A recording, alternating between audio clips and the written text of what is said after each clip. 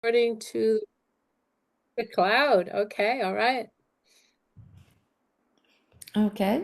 I like to start with the meditation first. And because the God particle is such a powerful essence or being within us, I thought I would just do the same meditation as we did last month. So if everybody could get into a comfortable position, make sure their spine is straight, and close your eyes. And have your eyes pointing to your third eye or brow point if that feels comfortable. And relax your tongue and deepen into your breath. Breathe right into your belly. In through your nose and out through your mouth.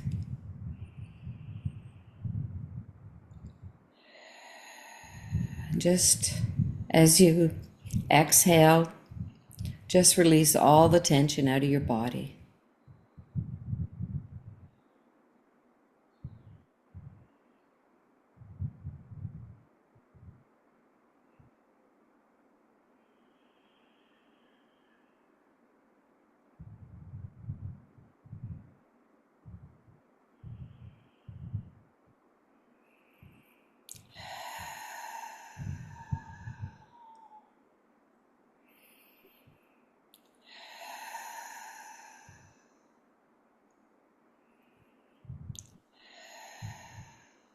And picture a sun above your head. And bring that sun through your crown into your head and illuminate your mind.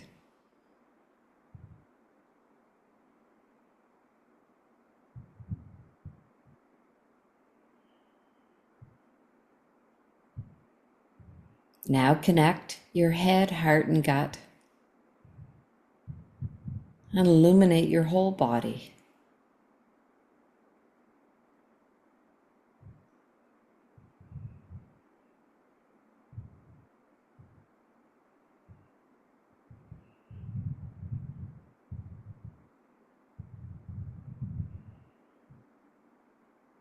Now, with your illuminated body, expand out that you fill the whole room that you're in right now.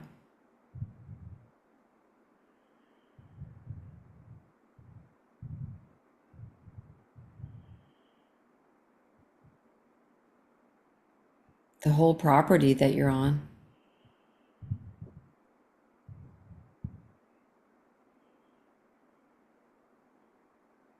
The city that you're in.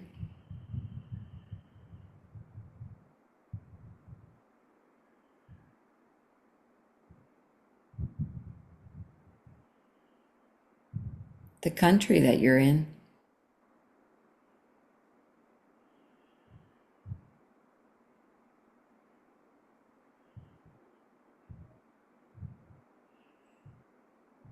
The whole earth.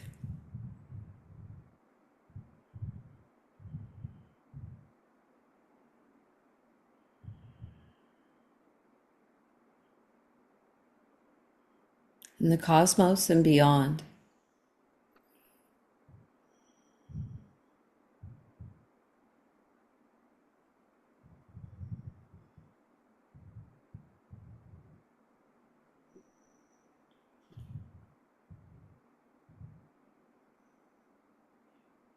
Now, from that illuminated space, take in the following words by Anastasia. In each man, there's a tiny particle breathed into him by God at birth.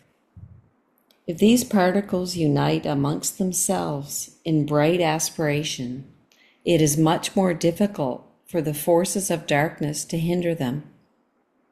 Even if one single particle living in just one single man,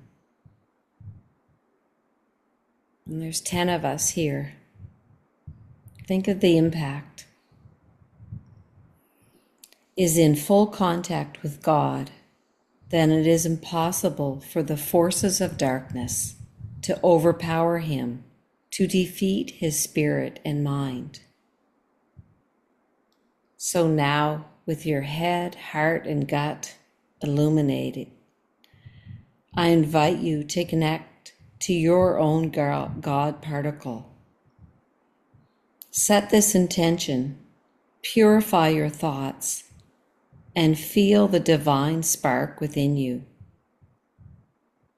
And let us sit in silence for a few minutes, allowing a deeper and deeper connecting with your God particle. Feeling both this particle within yourself as well as the universe simultaneously.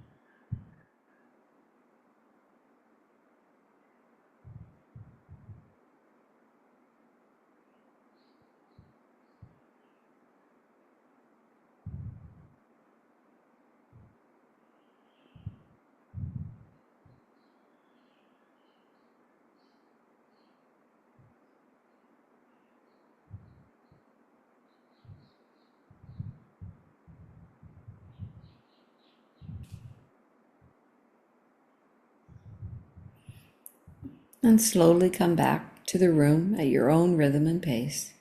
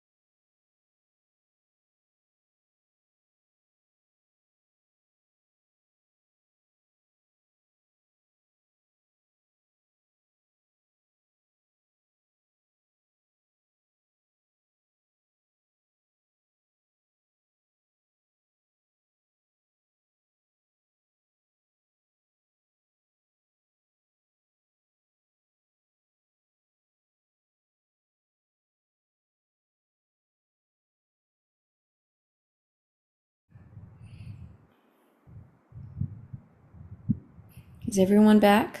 I think before Parmatma, I'm just interested. I just wanted to ask people this one question.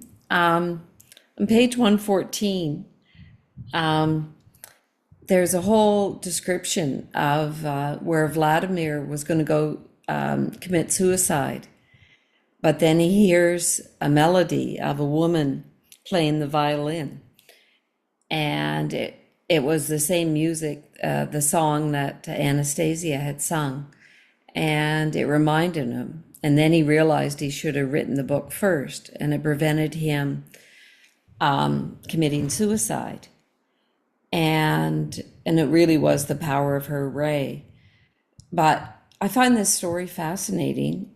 But I'm also interested if anybody else has had any of those kind of experiences, if they heard a song or had a vision or something like in a part of their life, or know anything. Like I know one example, this Elizabeth Wyson that I follow, she was saying like she was behind a woman in Kentucky that was very obese and who had obviously, she said she could tell energetically she was a woman that had an addiction to sugar. And so she had all this processed food and high sugar. And the checkout counter, the lady checking her out was just filling her with like disdain, like she was, and she could feel the shame. And she was really nudged because she could feel this woman's soul that she need, it's important to recognize that.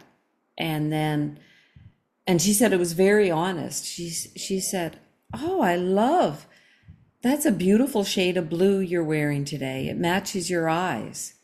It's really beautiful." And the woman was really surprised. And but it turned out later she found out that that actually saved that woman's life. She actually was planning to eat all that food and commit suicide. So, so just the stressing like the importance of how it can just be a song or a note that, or just a little bit of kindness that can change anybody's life.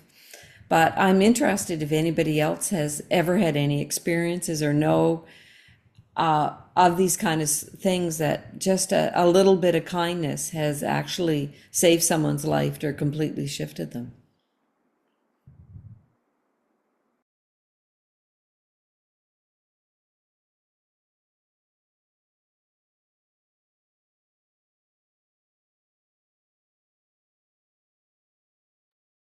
I have one story. Um, it doesn't involve another human giving me kindness, but one time when I was in a past relationship, I was really upset and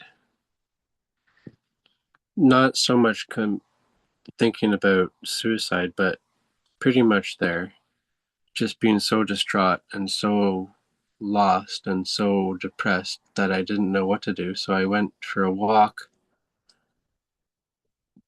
and I sat down in a bush in a forest and I was I was basic not wanting to commit suicide, but I was kind of, you know, kind of there. And then all of a sudden, all these chickadees appeared in this bush that I was sitting in and started chirping.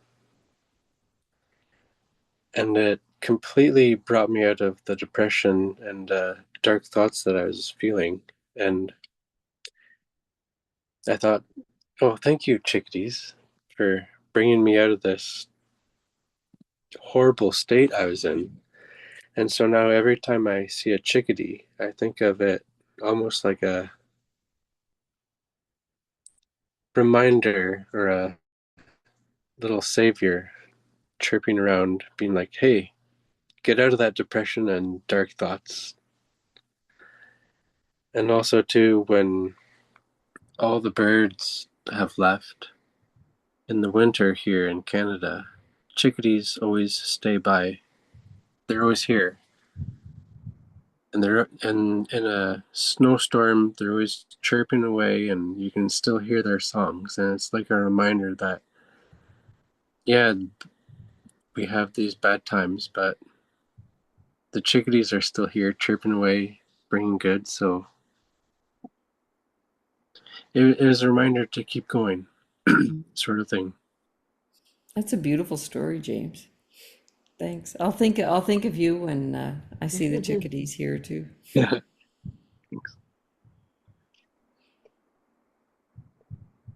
Yeah, so I don't have a story about exactly that, but what um what caught me up in that story was that I'm thinking about telepathy, like Anastasia having so high, beautiful thoughts and expressing them in that song, and then that song starts to it gets picked up by this violin. So it makes me feel that telepathy goes through feelings. It's not just thought. You're not just like thinking something. It's like a feeling behind that thought. And those violinists were playing free form and they just picked it up, right? Picked up the same feeling. And then that feeling went to Vladimir. And I know that on and on in these books, she's always talking about you have to feel into it. Um, yeah.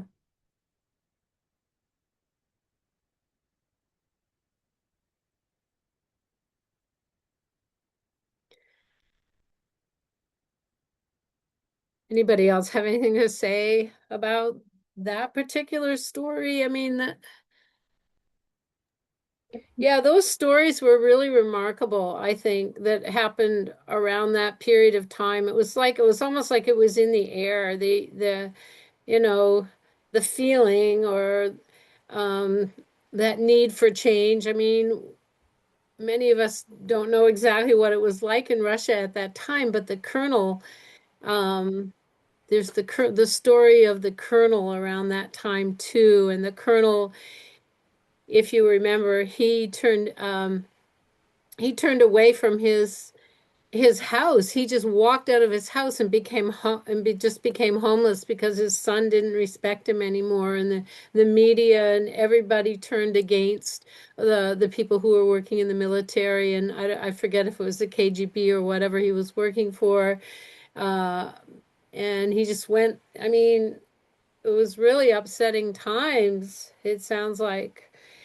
But yet he was, at his point of despair, he was tuned in to ringing cedars. It was almost like he was saying, um, even though I can't live this life of paradise, I'm going to splatter it on the wall. If you remember, he wrote just before he was murdered, he wrote ringing cedars of Russia.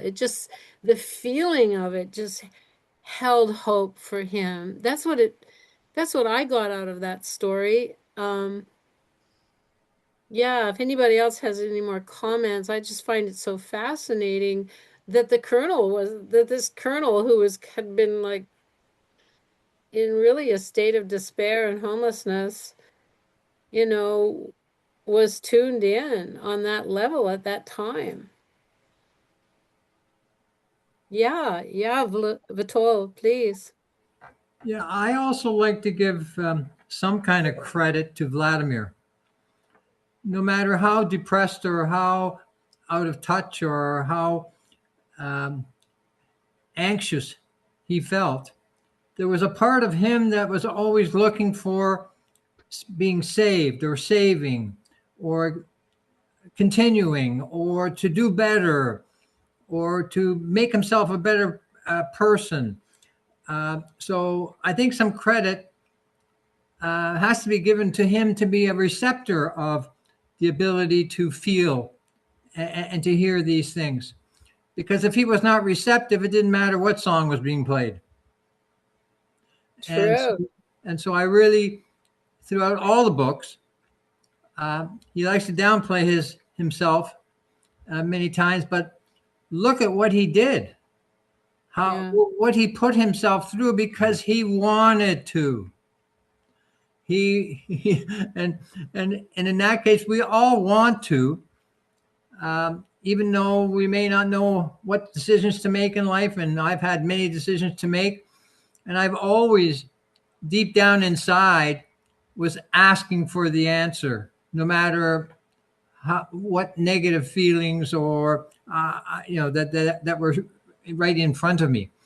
I had similar dealings with animals, similar to what James was saying, when I had to make dramatic decisions about uh, what I was going to do with my personal life. And animals always seemed to come to my rescue. And as a matter of fact, the last time it happened, I actually kept the dog that allowed me to see what I should be doing. And now she's my constant companion in my house. Wow, thank you. Yeah, I agree. I mean, it's so easy to kind of superficially read these books and really put Vladimir down because he's always asking these stupid questions. But at least he's asking questions, and at least he's searching, and at least he's dedicated to her and to writing down this stuff that he doesn't know or understand, right? Like there's a part of him that's always um that does know, and that he's just so socially conditioned, but it makes for a really good reading because anybody could read those books in any state of consciousness and can kind of relate and try to find themselves within it, within this huge gap of consciousness, one that's living purely intuitively and the other that's trying to make sense out of the insane matrix that we're living in. Yeah, thank you. I know, like, other times that we've done these Zooms, we've found people really, really mad at Vladimir. Like it just, you know, and um but it's a little bit myopic to to get mad at Vladimir. He's bringing all this stuff to us. He's noticing the phenomena. He's the one noticing the phenomena. A couple points I want to make about the kernel. I guess I was wondering if Anastasia was shining her ray, on directly on the kernel, like, and that's why it all unfolded like it did, or was it the universe, was it destiny, which anyway, I question that, I don't know. And the other thing I thought was a really good point with the kernel is how culturally, like one minute someone, like the KGB were heroes, right? And then, and then shortly, then history changes and then they're the villain. And how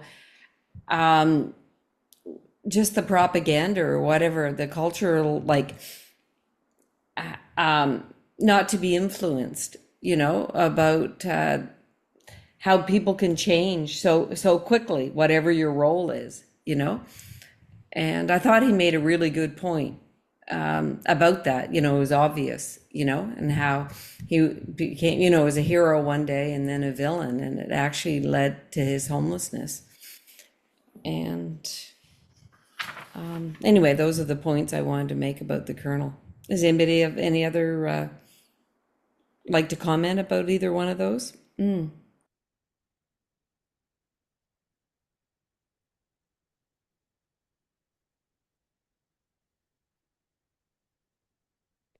Sorry, I'm just reading one of the chats here. I'd just like to say something about Vladimir and how a lot of us read the books and we think of Vladimir as he's not understanding everything, and we read stuff and it's like, how can you not get that and stuff? But in my for me, Vladimir is similar to my dad's age. So if I think of Vladimir as similar to my parents, it helps me understand that he's come along a long way, because if I imagine my parents or my dad or my mom to come across all this information and stuff, and to be able to understand it and change, it would be so much for them, kind of thing. Like I can't imagine my parents changing their whole lifestyle and way of thinking. But Vladimir is the same age and he did all that. I just think it's really cool that he did that and is continuing to do that.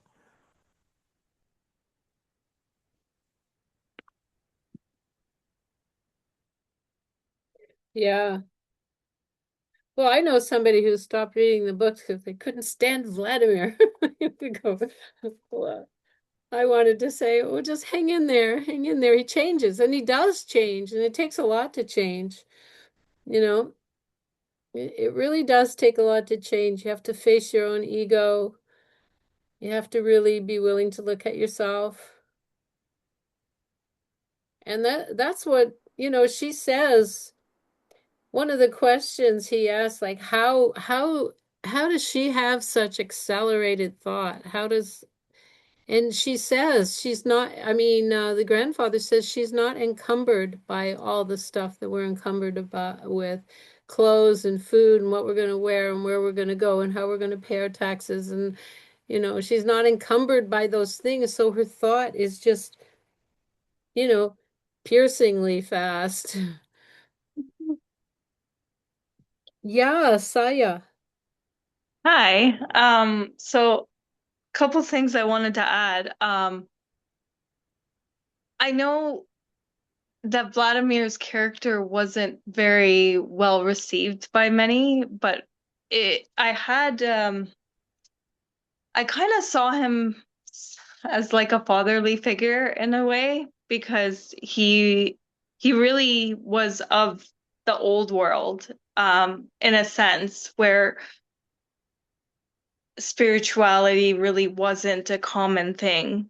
And Yeah, especially in those times and in their political climate. And for him to go through that transition, it kind of shows the readers how to transition themselves and what it yeah, takes to transition. So I thought that was really great. I will add a little bit of my own personal um, story. I never really had anything external come to me in my darkest hour, but I had an inner voice jolt me in my moment, my weakest moment, and that that voice kind of got me to get up off of train tracks and to get up and walk away. Um, and yeah, it was I had a massive cry and then somebody came and found me and it was just I don't know what it was because I was lying there for at least an hour and then all of a sudden just so that in and of itself was an indicator. I've had two very close people to me that have committed suicide. So I know what that does. It it I know what that does to the families and the people who are left behind and they have to on every angle of the spectrum. Um, but I see those family members as free and they needed that freedom and that was their path to walk. And there was a lesson there for those that are left behind to learn. The first person being my uncle who passed when I was 12. So that was very hard for me to come to terms with. And he was like a father figure and lived with us. So um, but that's just how it goes. The transition of somebody, James, you had mentioned, for him to go on this journey, and you don't see how like your parents would do that.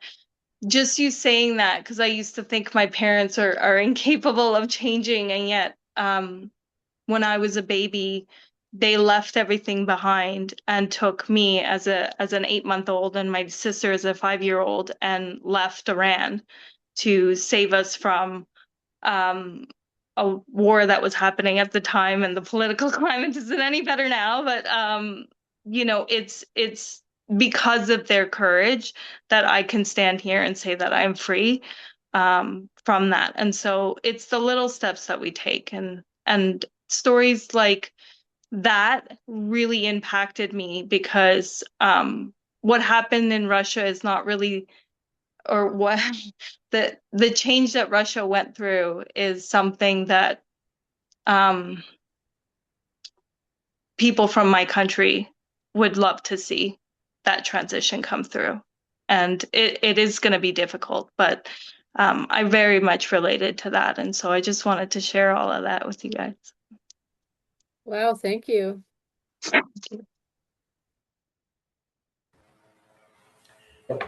Yeah, I also mentioned that after reading all the books or reading what Vladimir remembered in his conversations with Anastasia, it did dawn on me that he was an excellent and a wonderful receiver of information that would not be biased.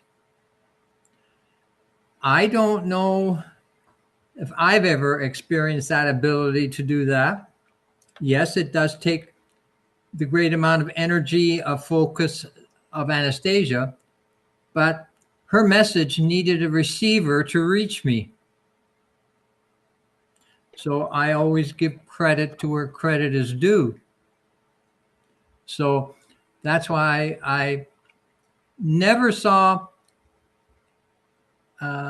Vladimir as anything but who he really is and was. And he is partly responsible for me to be a better person now by reading what he was a receptor of. And by his own example, because he was definitely not the same person at the end of the books as he was at the beginning. So I'm not going to try to promote that I have a man crush on Vladimir, but I like to give due and look at the broader picture, because sometimes I don't do the right things, but it gets, as long as the intention is there, I make my way, and so has Vladimir.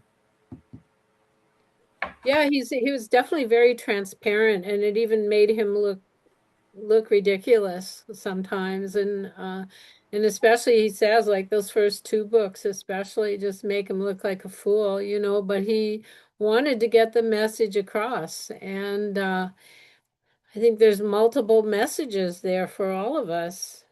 That's what good writing is when it's reaching people on all different levels too. We all have something we get out of it. And he did put aside his ego to just be vulnerable and just say, this is what happened, and this is how I felt, and this is what I said, and this is, you know, absolutely, I agree.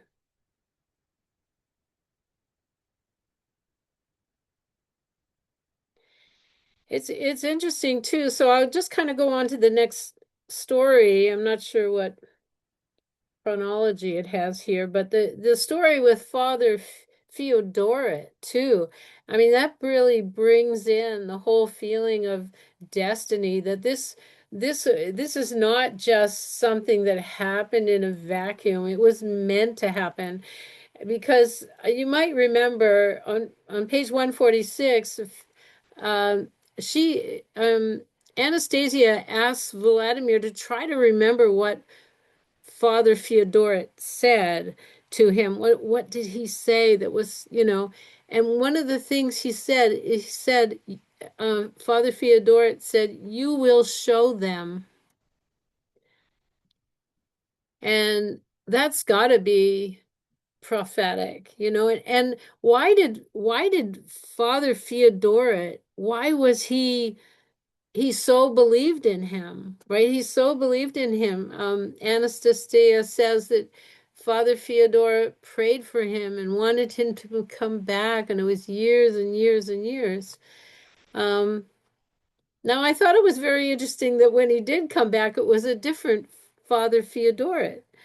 But his name was still Father Feodoret. So can anybody illuminate that for me a little bit? Because I'm like, what? Yeah, it was the same Father Theodore. It wasn't a different man. It was It the same. wasn't? He had a kind of rebirth, a spiritual rebirth. Oh. Yeah, it was the same man because Vladimir tested him. He asked him to take his if he could take his picture, and most monks don't allow that, but the original one did, and he did it as well. Oh. I Wow. think it was a spiritual rebirth, and he was really connected, you know, in a lot of the same ways Anastasia is. He was very connected and very open. Wow, thank you. I'm gonna have to read that all over again now for the 12th time. Yeah, Thank you. thanks, Denise. I didn't get that impression either. I thought it was a different one. Yeah. No, he he says things, but I think he says them like he says Vladimir asked where his grave is, and he says in the old cemetery. But it, he was just, I think that's just he had a sort of rebirth at that time, and he was able to regenerate his body. He didn't age anymore. Hmm. He was able to reach that level. And Well, what do you thank think you. the significance of the pencil drawing was? Or what does anybody? Like you said, you have to look at that pencil drawing that, the one that you never lift off. The one and only. Yeah.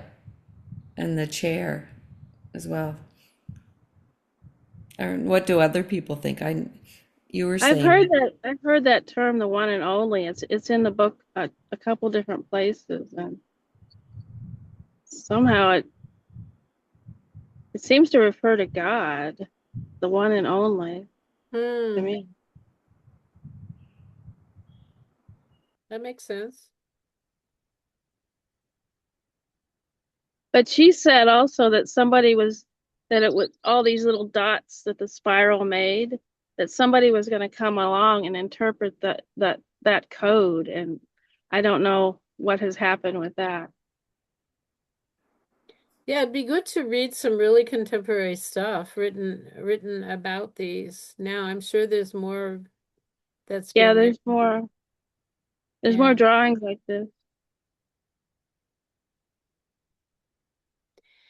Well, I just think there's such a sense of destiny about all of this coming together, and timeliness, or if you want to call it divine timing, because there is that aspect of Vladimir where he did go and visit this monk. He sensed something, and he went when he was a very young man, and he had forgotten that it even happened. Until Anastasia brought back those feelings that Vladimir had had at that time of sacredness and godliness.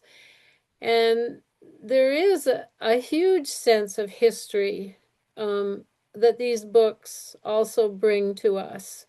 Because after a while, you realize that this is the lifestyle that people had before they were overrun by I don't know, Christianity and Westernism or whatever you want to call it, or dark forces, or and they held out for a long time. And the fact that Edgar Cayce, who died in 1945, he said a great spirituality will come out of Russia. So all of a sudden so there's this great prophet from the West. I consider Edgar Cayce very great, and who saw this coming, who tuned into this and knew that this was coming also. So there's this whole sense of history and momentum. This didn't happen in just a vacuum. Um, and the story of Father Feodoret also brings along and develops that idea that this is all meant to happen, and we're meant to know this, have this information. We're meant to change. Russia is meant to lead the way.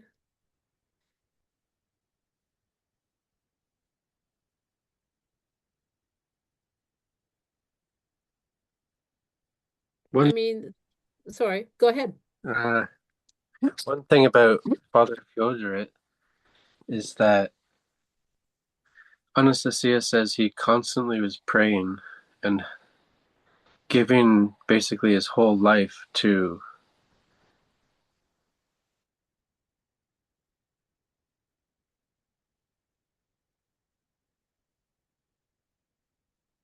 He was constantly praying. Sorry, yeah.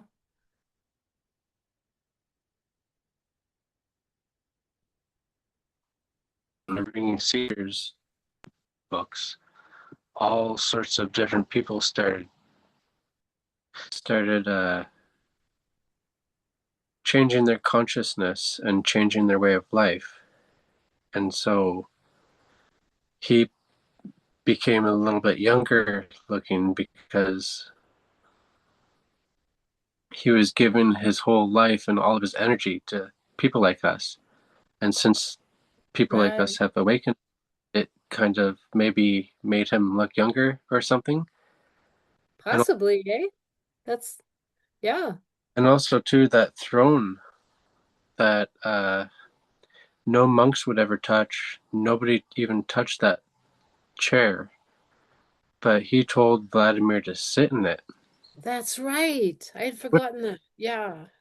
history of that throne? What that throne or that chair means? And I think it's cool. Vladimir was sitting in the chair. Like it's almost like Father Fyodor was crowning Vladimir in a way to lead the new way of life.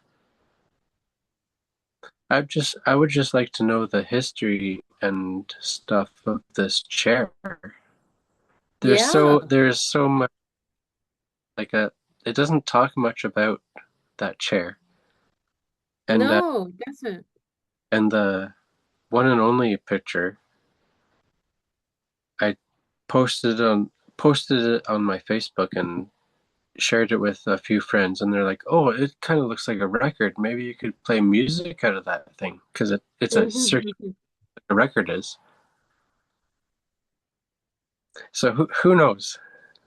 Yeah, it seems so prophetic and ritualistic, really, and the pagan culture is very ritualistic, and you'll see in the Bible where they put down pagans so much, you know, like to make people to give up their pagan ways and their this and that, and um there's beautiful things um that maybe people consider pagan. I don't know, but talking to plants and talking to trees and being close to nature, is that paganism? I don't know. It's a way of life that's close to the earth, and it was so shut down by a lot of religious dogma that took over the world. And I think we're just recovering and getting a sense of what's been going on for thousands of years, you know. Yeah, maybe that it's interesting to me that those monasteries or whatever churches were not taken down by the communists, who banned all religion, but those ones in particular where Father Fyodor was, they still standing, they were not taken down. Sounds like there were some monks that continued to live there during the communist era also. So it's a very strong faith. It's like holding space. They were holding space for God to come back and for people to remember God and remember themselves and who they are. And it's not just a superficial new age come and go kind of thing. It really isn't. I don't think of it that way myself. I think it is very deep, very historical, and very real.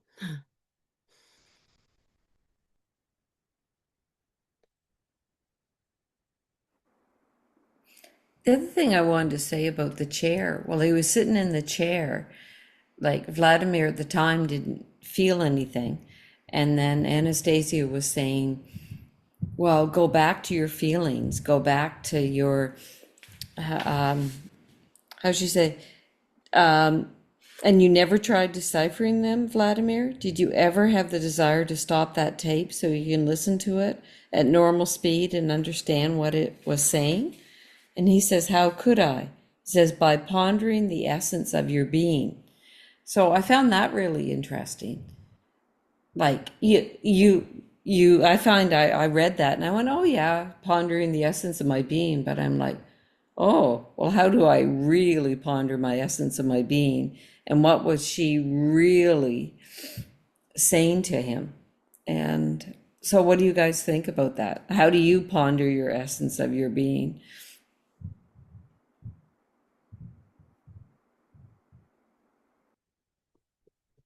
I wonder if we could ponder our essence of our being right now.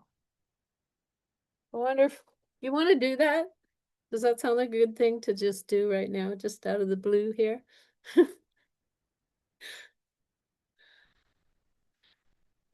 Everybody game? Maybe right what after, maybe ponder it.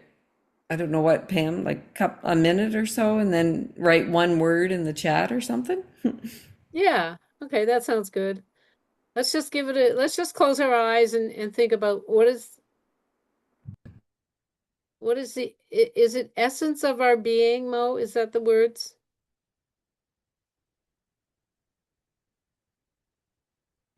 When he was in the chair, like she When he said, was in the chair? get more out of it when you think about it. And he asked how, and she said, by pondering the essence of your being. Okay. I'm I'm going to ponder the essence of my being right now.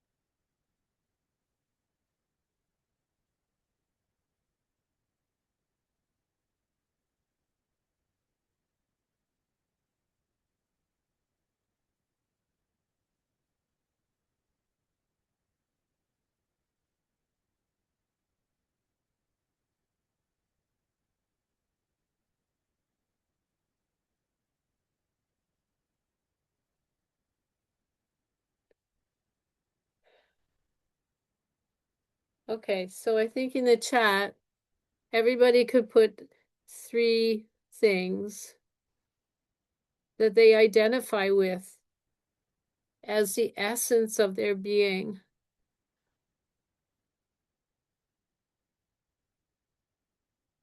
1 to 3 words or something like that.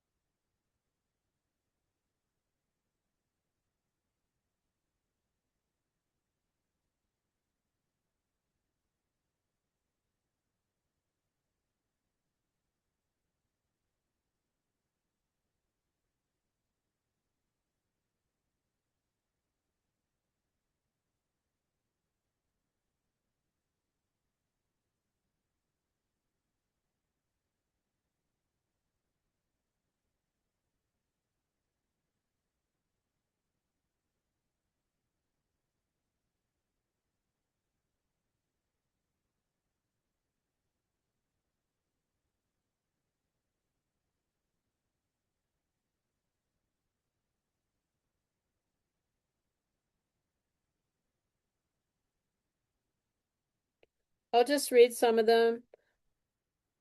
I am love is caring, curious, in wonderment, love for everyone.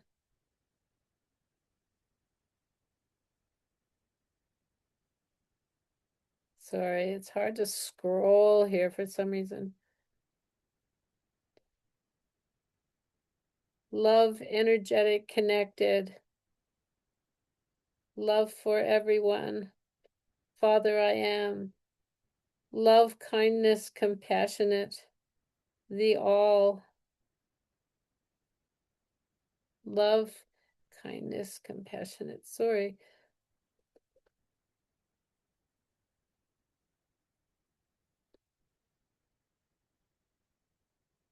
Yeah. You know,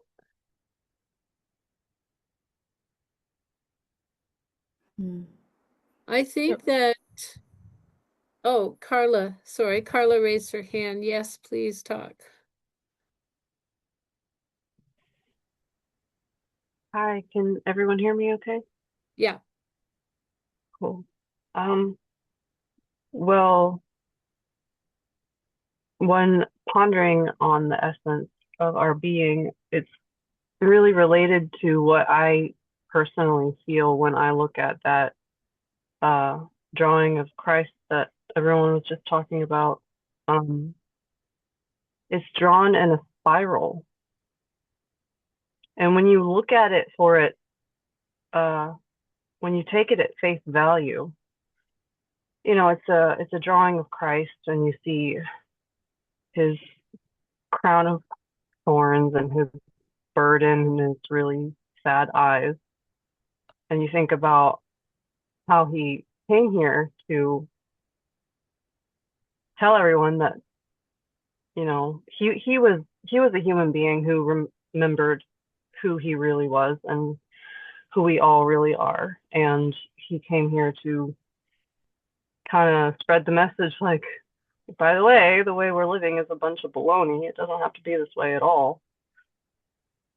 Um, But when you look past the face value of it, it's a spiral that starts in the center and it goes out forever. And all you see is his face. But if it were to keep going, it would encapsulate literally everything. And so what I experience when I see the drawing is eternity.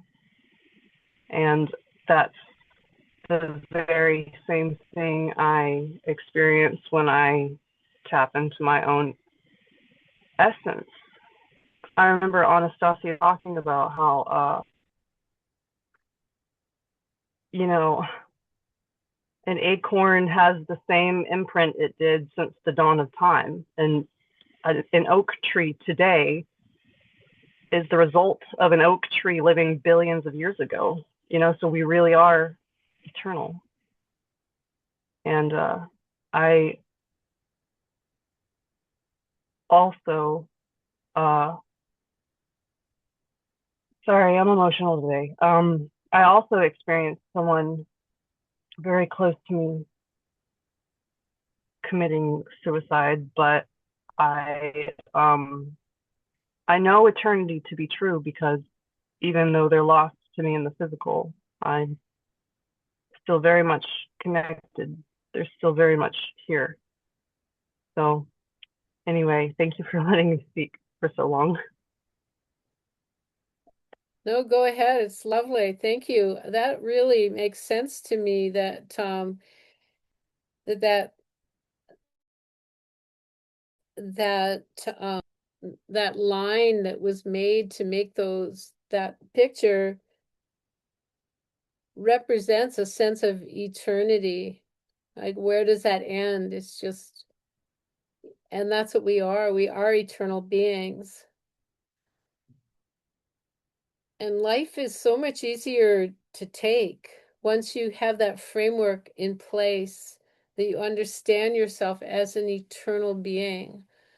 And thank you for that word, because I think that's the essence of our being, is that we are eternal. I mean, everything else is too, but we really are eternal. This is just one experience that we're having, that we've chosen. We've chosen to be here at this time. This is a very, very dynamic time. It's a time where a lot of soul development can happen, I think.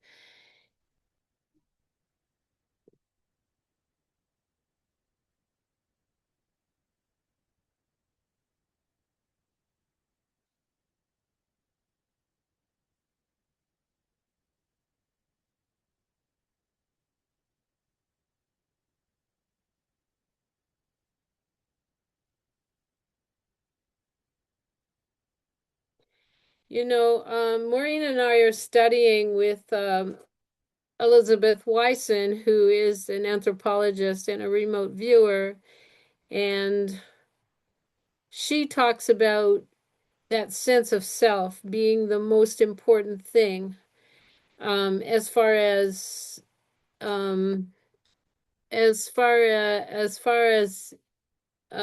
all the different, it does say in this particular book, this second book, that man has the ability to go on to visit all planes of existence. So when you are on other planes of existence, whether it's in the dream world or um, any of the many planes of existence, if you have that sense of self, who you are, that's going to help you when you are traveling, when you are astro traveling or whatever you're doing. Um, a developed sense of self is the most important thing.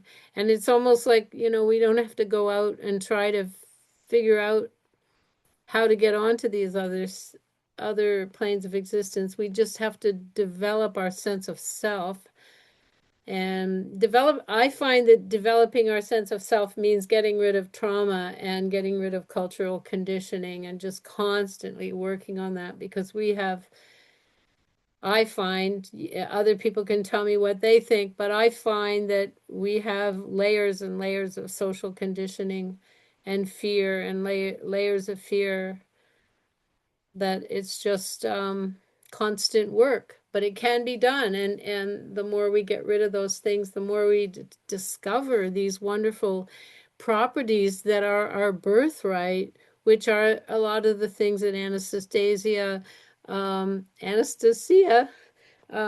that she demonstrates, her bilocation and her ray and the work that she has. She has just always been herself. She hasn't been conditioned like we are. So I don't think it's anything that, I think that's what the book is trying to say too. It's not that she is just like us.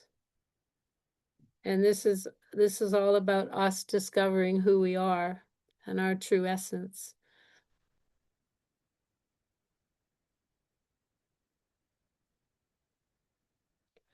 love to hear what other people think. If they think, do you think that developing these abilities has to do with, you know, you're only some people are gifted, some people aren't. We have to work really hard, or do you think it's about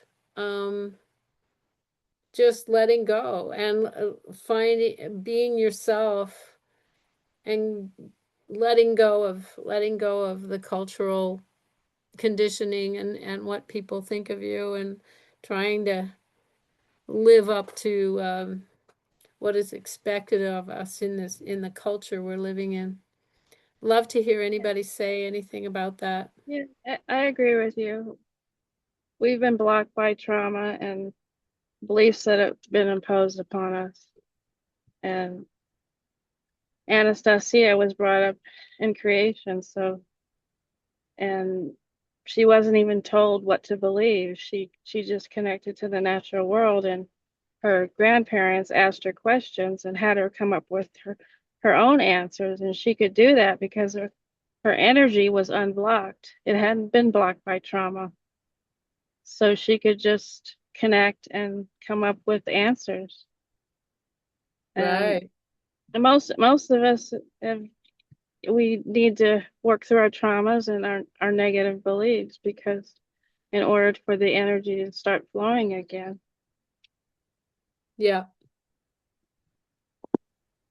And also, too, as Vladimir has said, and Anastasia has said to him, it always depends on your conscious awareness and the purity of your heart. It all seems to go back to that.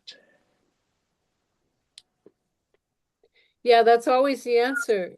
Uh, isn't it? Like whenever he gets how does she do that? Why is she like that? Yeah, it's just about purity of thought. Well, also to me, purity means free from all the dogma and the beliefs that have been imposed upon us because we see the truth and we see the lie. Yeah.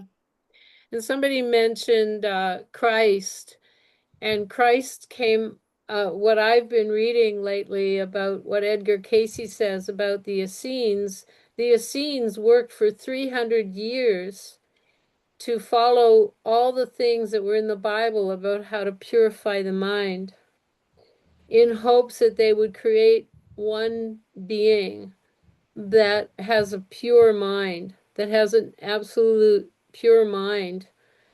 And it's kind of like if we could bring, they were feeling like if they could bring a purely pure-minded person into the world, then it would have like a hundred monkey effect. So you guys understand, you know what that means, right? No? Like the hundred monkey effect is like when one person achieves something in consciousness, when one person can go where no man has gone before, um, then it creates a pathway for other people to do that, to be able to do that. And my, Mary also was an Essene, and those Essenes they were a Jewish sect that was kind of put down by the Orthodox Jews, but they worked in the mountains and they worked on purifying their bodies. They worked physical exercises, hard physical exercises, and mental exercises, and they became really good meditators. And um, and, they had an immaculate conception. I mean, Mary herself was an immaculate conception from Anne, and then Christ was an immaculate conception from Mary. And so, and I get, when we're reading these books, I don't know if we're talking about immaculate conception, but we're all basically talking about the children coming into the world because the father and the mother were on the same wavelength, wanting that soul to be born. And, purified thought. And the ancient Ramayana in the if you read any of the Ramayana or the Mahabharata in ancient India, they'll talk about a thought-born child. That child was born from the thoughts of God, or as opposed to the ordinary way of being born. So it's an old concept. It's an ancient concept. Also, in line with that, but sort of the opposite, like when the grandfather tells Vladimir about birth and how birth, it's painful only when a child is conceived in sin. So when we think of our culture and what would be perceived, conceived in sin, probably, huge percentage of children are, conceived in sin, or that definition, then how much is that? How much are you influenced by that? And how much trauma is because of that, And also what people felt when they read that line about, I mean, that it's pretty mind altering from our culture, thinking that, birth is not, can be not painful, and certainly I've taken doula course and have found that certainly that can be very true, and but complete opposite of what our cultural belief is. So anyway, this sort of The cultural norm is way the off. norm, yeah, thinking that it is painful, and um and like, what do people believe, like that, when you read that line, it's only painful when a child is conceived in sin, and what is the definition of conception in sin, you know and what influence that has on us, of someone maybe born in sin, and then, are we also having to release the trauma because of that? you know anyway, Yeah. what are Well, people's I ideas kind about of that? have thrown out the word sin exactly because I feel like it's so embedded that word, but it could be just translation or whatever. But I think that yeah, I think if you're holding on to a lot of trauma, it could be genetic trauma, it could be ancestral trauma, it could be past life trauma, it could be this life trauma. I think that's has a lot to do with how we give birth, and um yeah, Yeah. I think To me, yeah. immaculate conception is the same as conscious conception that is talked about in the books. It's the same thing. Mary and Joseph was the father, and yeah, and sin is just being out of relationship with the creation and the creator. Yeah, there you go. It, yeah. One one thing that you mentioned, the Essenes, and John the Baptist. I'm pretty sure he was an Essene. Yes, he was. Uh, his mother Elizabeth and his father Zechariah, they couldn't conceive a child for the longest time, and then all of a sudden Elizabeth conceived along the same timeline as Jesus, as Mary conceived. Yeah, Mary and Elizabeth, they were pregnant at the same time, and John the Baptist was Jesus's cousin. Oh, So they grew up together. They probably played together, and so Mary probably conceived in the way that Anastasia conceived, and I think also too that John's parents conceived the same way because trying yeah, they were trying to have a child, and then all of a sudden they could, and I yeah. think it was because their He was old. She was older too, wasn't she? yeah she was pretty much she was older Yeah. than Mary. And Zacharias, his father, was murdered trying to explain it to the Hebrews, to the Orthodox Hebrews, the Immaculate Conception. Yeah, and we all love Jesus and his ways and stuff. But there's one thing that Jesus said about John, his cousin, John the Baptist, born from Elizabeth. He said that Jesus said that he wasn't worthy to even unlatch his sandals. Like he wasn't worthy enough to take his sandals off. Jesus had so much praise and everything for John. And John is completely overlooked in the Bible, I feel. And That's interesting. Yeah, I want to start reading the Ethiopian Bible because supposedly that has a lot more chapters and a lot more stuff in it.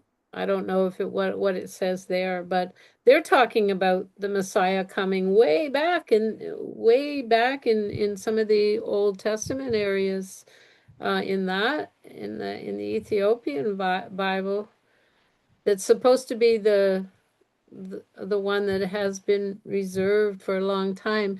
I just want Saya to talk. Sorry, Saya, I was taking a long time to get to you there. Please talk.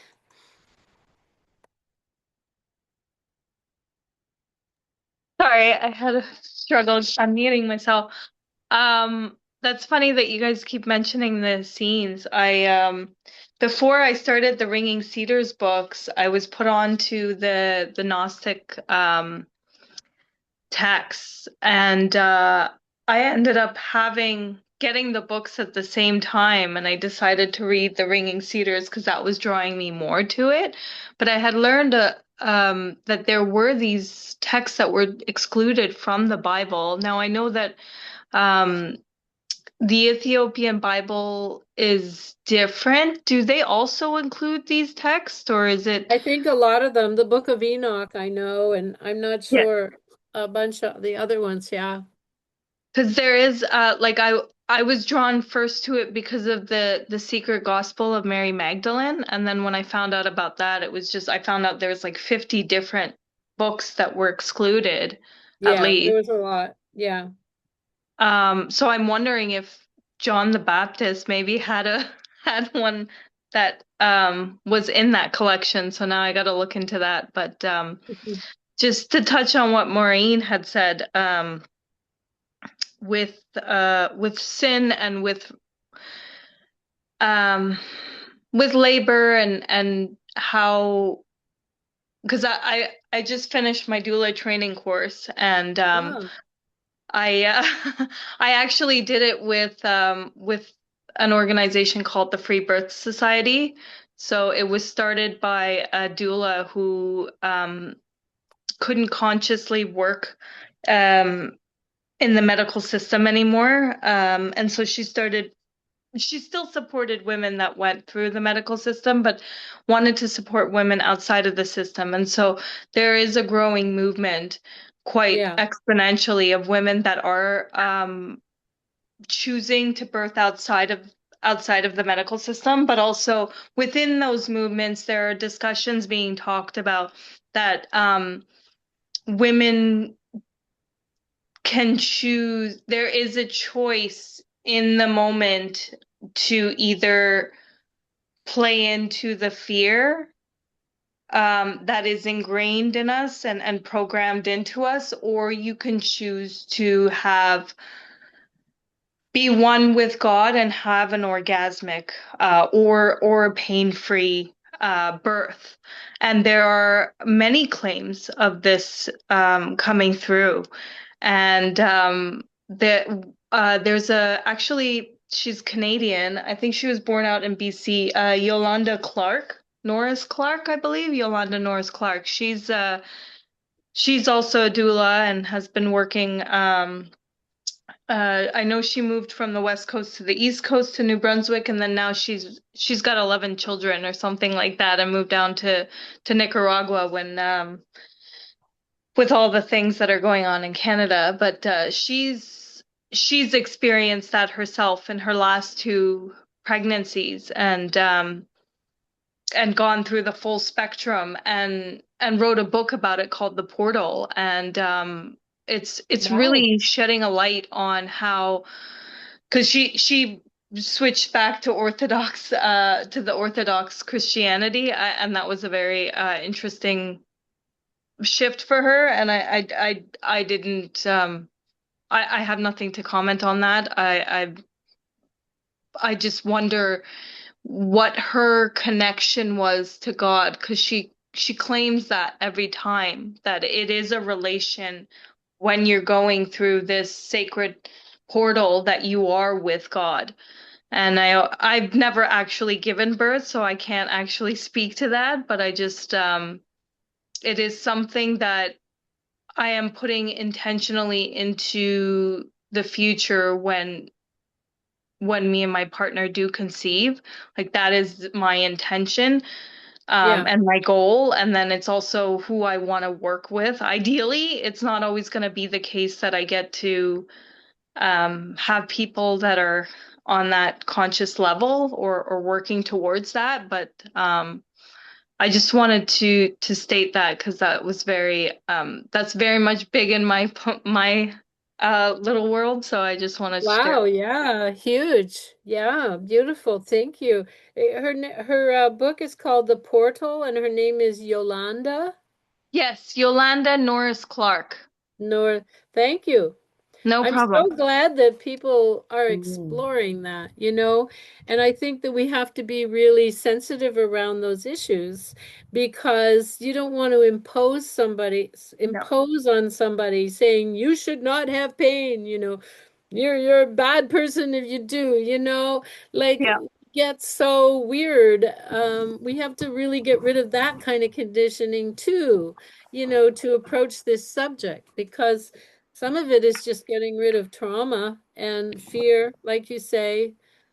Fear has a lot to do with trauma, because our ego protects us. If we've had one experience that's bad, then our ego will protect us from having going into that kind of experience again. And it's ego, not in a bad way. It's the ego knows that it's there to protect you.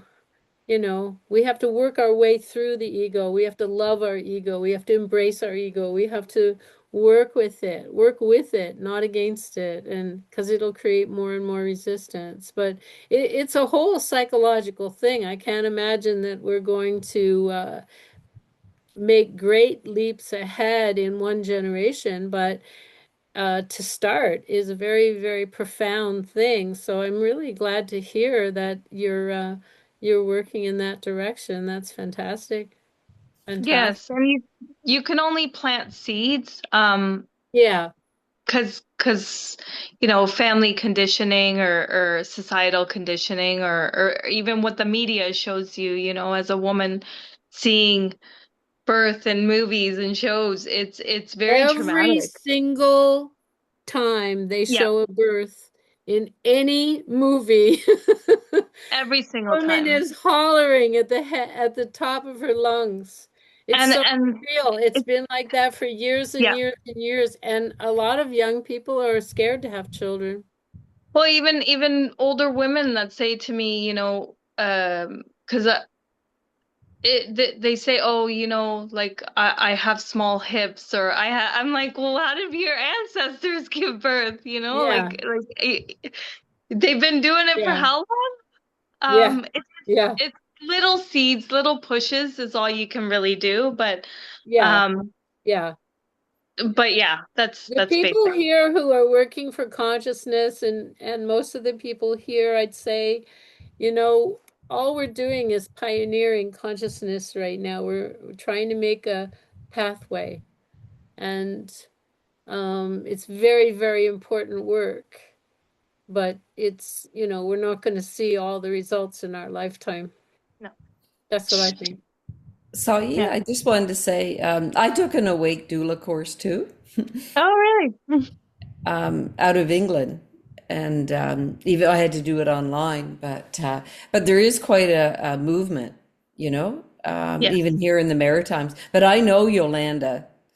Oh, you Um, do. She was in the Maritimes. yeah, she I looked was, at quite. and she got um, threatened. Like, I mean, her life got really hard because she I'm was not speaking out, surprised. Yeah. and she had to leave. No, it was, yeah, it was Oh, I terrible. never heard about this. Wow, Yeah, you'll have to tell and me more about she that. lived in Fredericton, Pam.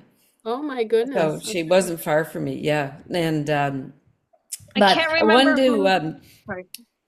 one thing I just saying for everybody, if you're talking to a woman giving birth, because there's so much propaganda about how painful and but think of it, like when animals give birth. I mean, cats, they go in a closet, or a dog. You never see any animal give birth, or sorry, have pain.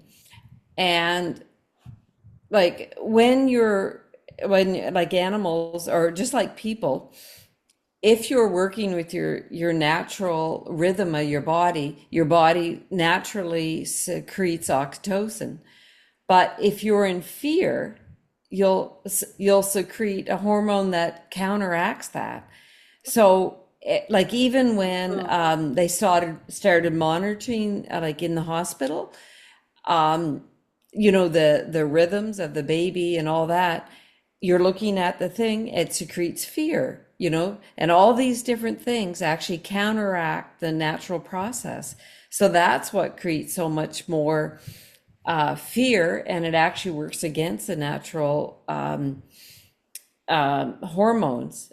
So the more relaxed you are, the more your body can just naturally do it, then you won't be in pain.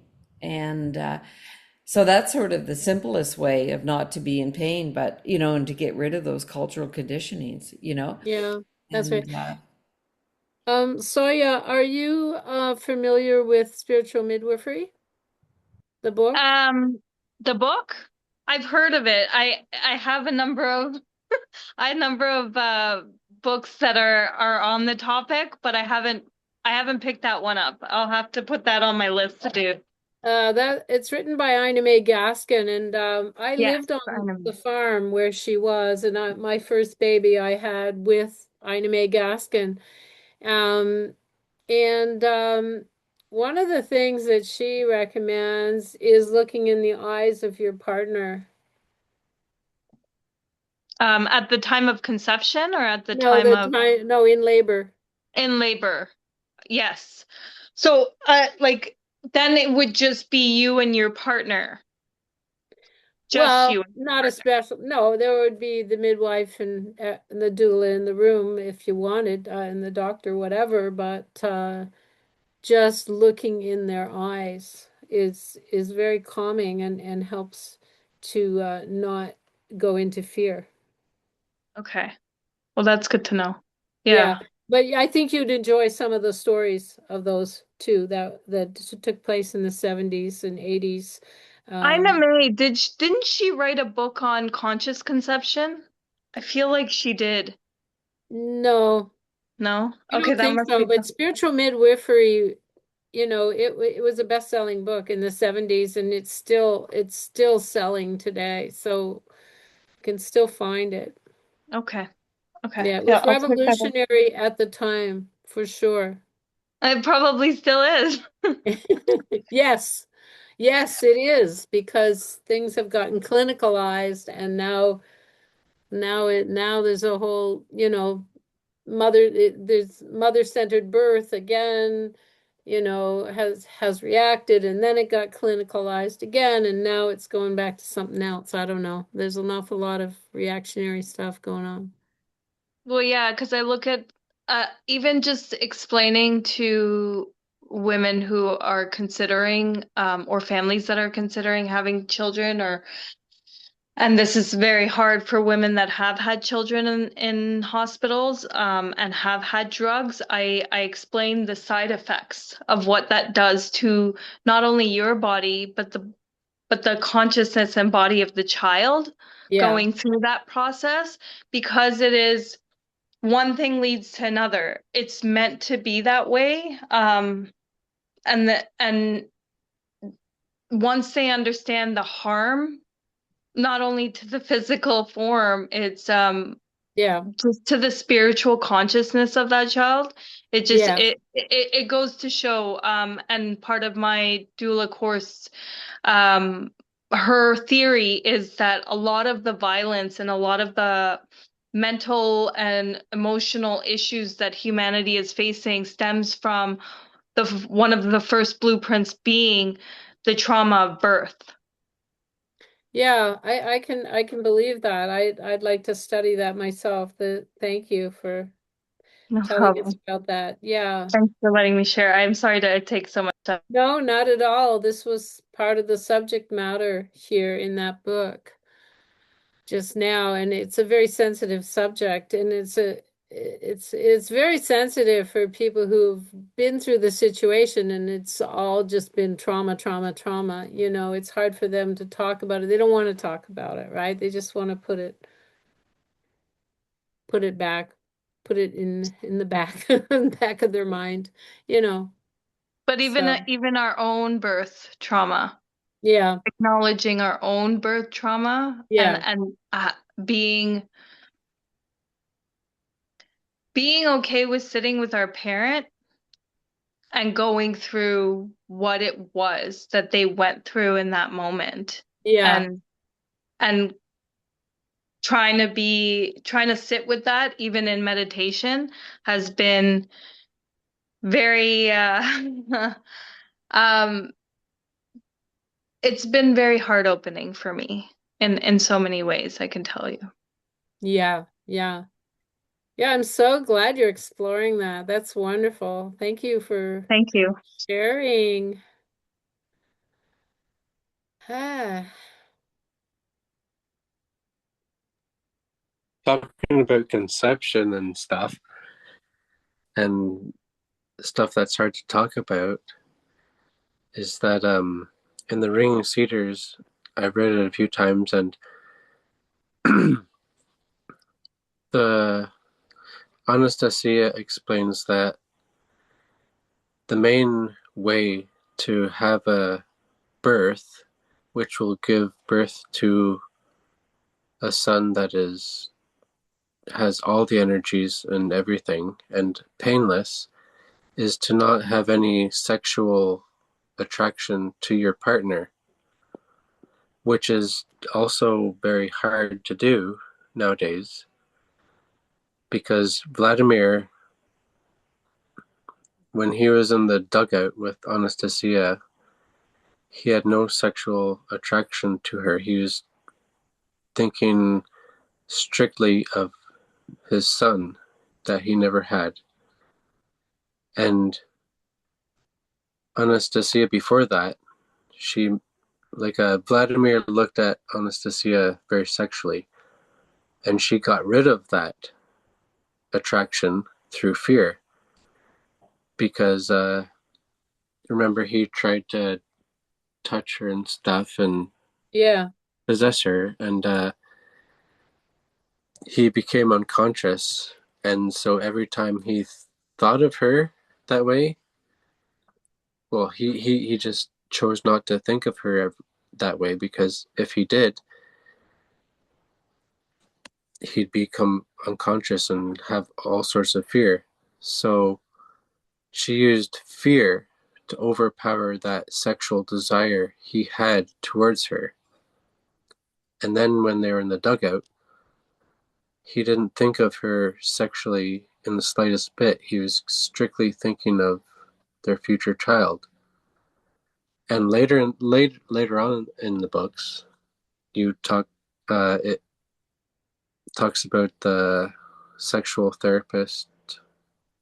I'm not sure what his title was, but he ended up having a child the same way Anastasia and Vladimir had.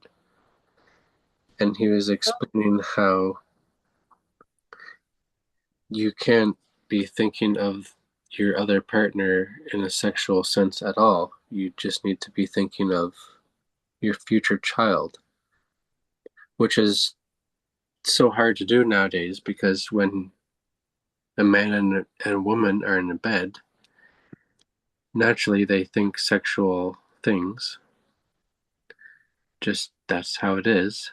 But if they are explicitly thinking of just their future child with no sexual thoughts at all, that's how, like, an immaculate conception, or how Vladimir and Anastasia conceived their child, which takes a lot of training to think of your partner in not a sexual sense at all. And it's hard to do. I mean, it can break people up Yeah. because in the past, I talked to my past girlfriend about this, about how we can't be thinking of sexual things at all. We need to be thinking of our future child if we want to give birth and conceive in the way Vladimir and Anastasia did. And that's very hard. But they were very clear on that too. There has to be no sexual desire. You can't be thinking of sexual desire at all. You need to be only thinking of your future child while laying beside your loved one. Yeah. Thank you for bridging that very sensitive subject that is difficult to speak about, and for me, I think of it as I'm going to have Bart talk next. I think of it as bringing our soul in and being able to think in terms of creation and God and eternity rather than having my thoughts on other things, on the material or sexuality or um yeah, I think it has a lot to do with getting in touch with the soul at the same time. That's what I would say, just to kind of put it more simply, but and make it like I don't like to think of it as so esoteric, or I don't like to think of it as difficult, but if we're practicing that from day to day, that sense of our own soul and living our lives from our soul, then it would automatically come from our soul, maybe. I don't know. I'm just putting things out, but I'd love to hear from Bart. Welcome, Bart. I listened to hi. I listened to the recording last month, and I really loved all so many wonderful things you said from your kin domain. Thanks. Um, yeah, I just wanted to react to James because, yeah, I'm also a man.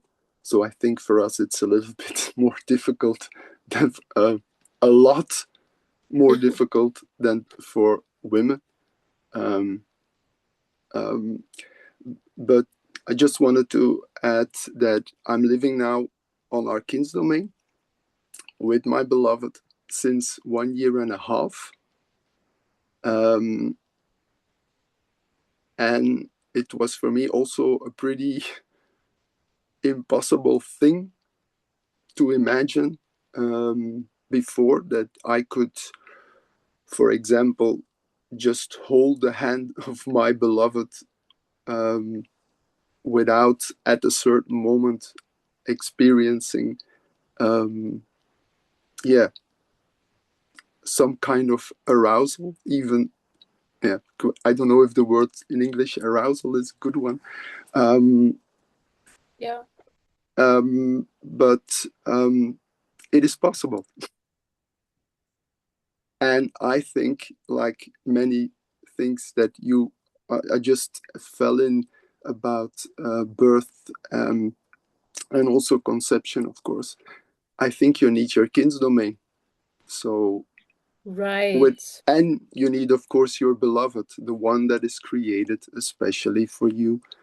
And in my experience, those two things do the trick. And my experience also, James, is that I don't know if you live on your kin's domain or not, or with your beloved or not, but I think in this matter, we need guidance as a man, and your beloved will give it to you. So if you find the one person that um, is meant for you, and you live on the place that is meant for the both of you, I can say from experience, it's possible. It's not undoable. So, and I think, yeah, the trick is living on your kin's domain. So that's something will I want to bring more into the world. Um, also, also for non-readers of the books, that's the magic, because your kin's domain is, in fact, in my experience, our father that is there. And when our father is there, also the feminine side can come, and that's love. And when those two are present on a place, then yeah, it's my experience that the rest can also happen for the two human beings who are living on that place. But if you don't have it, if you don't have the both, so for me, yeah, both love and our father, and of course love embodied in my beloved, or through my beloved, then it's impossible. So, and that's, I think, something super valuable that Anastasia not only has given us in words, but also, yeah, it's the key for everything. And it's that simple, it's just a place where, with pure intentions, you create. And of course, you bring your beloved in your life also with the same pure intentions. And it's totally doable. And I'm happy to share that, because believe me, for me, it was also pretty impossible in my thoughts before I came to our kingdom. That's what I wanted to share. Oh, thank you so much. You just made so much more sense out of the whole thing, because singularly we're living in, we're thinking about these ideas, and they do seem really far, far from how we're living or how we know how to live. But then when you put it in the context of first creating that space of love in a kin domain, and you're participating in that vibration of love with someone else, it sounds like it just follows. Everything just follows because you're already in that vibration of love. So thank you so much. That just makes so much, other times we haven't really been able to explore this subject as much. And on the other Zoom calls that I went to quite a few years ago, 4 or 5 years ago, these subjects were really, really hard to explore. So I think we're making some progress here, that we really are talking about them and exploring them, understanding them more. Thank you so much. Thank you, Bart, and thank you, James.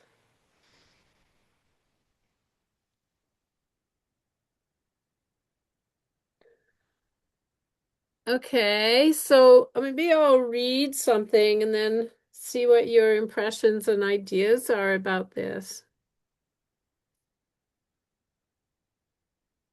Okay, this is all about accelerated thought, and on the Anastasia Foundation website, they do have a group of people who meet together to learn and help each other with that concept, accelerated thought. Because if we are creating our lives and creating this world around us with our thoughts and our words and our actions, then we are co-creating with God. And, Anastasia, that's what she has. She has accelerated thought. So she has gone way ahead. Her thought, oh, this is what I understand. She has she has gone way ahead of what the dark forces have created. The dark forces are creating these thoughts in this world, in this reality, and right? And she has gone ahead of them and created something else faster than they can do it. That's how I understand it. So that's what we're learning to do, is try to go, get into a higher, faster vibration than they are, so that we can help create a beautiful world here on the earth that we know in our heart of hearts is possible. So anyway, this is a discussion about accelerated thought. Um,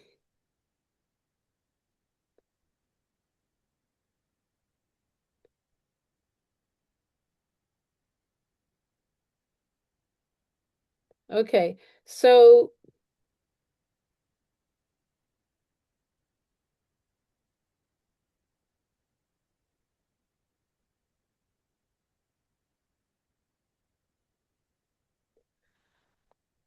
okay, here's where they're putting down poor Vladimir. He says, it says on this TV thing over in Russia, it says Anastasia didn't meet with a real man. He said, I saw this myself on TV, and then read it in the papers. Poor Vladimir was reading it in the papers that he wasn't a real man. So anyway, and what would you say you what you were, Mr. Perfection? He's talking to grandfather. Well, perfection, I admit, is stretching it. Then you need not be offended. You can work towards being perfect. This is grandfather talking. My granddaughter will help you. Those whom love is capable of uplifting can rise to the heights. It's not even meant for everyone to grasp the whys and the wherefores. An extraordinary speed of thinking is required for that. What about your thoughts? What Vladimir says, what about your thoughts? What speed does it operate on? You don't find it tiresome talking to me? That's what Vladimir is saying to grandfather. Grandfather says the thinking speed of anyone who leads a lifestyle such as ours is always significantly greater than that of people in the technocratic world. Our thought is not encumbered by constant concerns about clothing, food, and a lot of other things like that. But I don't find it tiresome talking with you, thanks to my love for my granddaughter. She wanted me to talk with you, and I am glad to do something for her. And Vladimir says, and what is the pace of Anastasia's thinking? The same as yours and your father's? Grandfather says, Anastasia is greater. And Vladimir says, by how much? By what ratio? What she can process in 10 minutes, let's say. How long would that take you? Grandfather says, to make sense of what she can process in 1 second, we would require months. That is why she sometimes seems to be illogical. That is why she is utterly alone. That is why we can't be of any significant help to her, why we can't grasp right off the logic behind her actions.